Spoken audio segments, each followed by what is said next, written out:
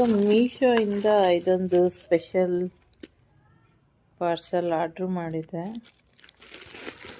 So ಇದೇನು ಅಂದರೆ ನೋಡಿ ನೀವು,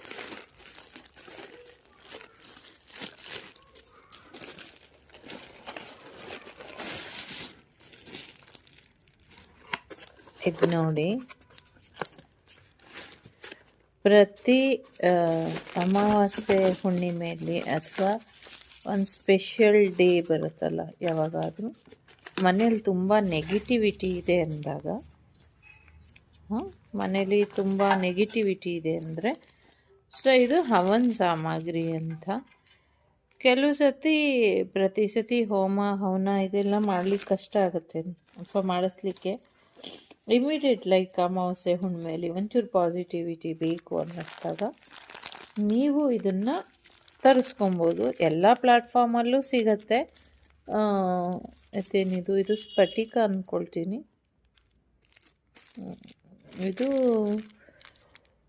ಲವಂಗ ಥರ ಇದೆ, ಲವಂಗನೇ ಅನ್ನಿಸ್ತಿದೆ, ಬಟ್ ತುಂಬ ಫ್ಲೇವರ್ ಸ್ಟ್ರಾಂಗ್ ಆಗಿ ಇದೆ. ಏನು ಅಂತ ಅಷ್ಟು ಗೊತ್ತಿಲ್ಲ. ಇದಂತೂ ನಂಗೆ ಗೊತ್ತೇ ಇಲ್ಲ,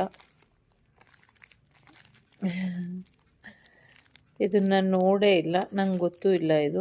ಸೊ ಇದು ಹವನ್ ಸಾಮಗ್ರಿ ಅಂತ.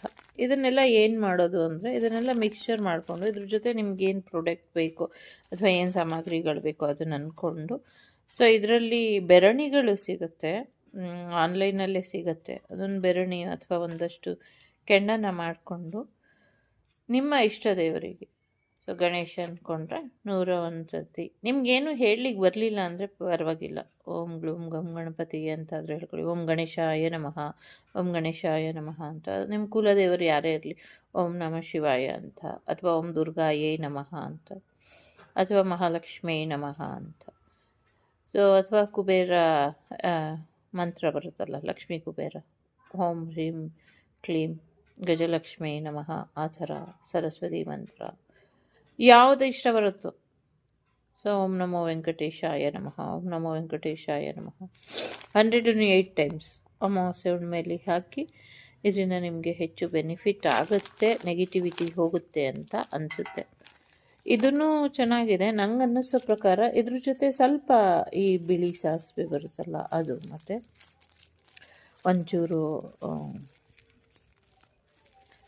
ಏನು ಹೇಳ್ತಾರೆ ಅದಕ್ಕೆ, ಸಾಂಬ್ರಾಣಿ, ಅದನ್ನು ಹಾಕ್ಬೋದು ಅಂತ ಅನಿಸುತ್ತೆ. ಸಾರಿ, ಇದು ಸ್ಫಟಿಕ ಅಲ್ಲ, ಇದು ಕಟ್ಟ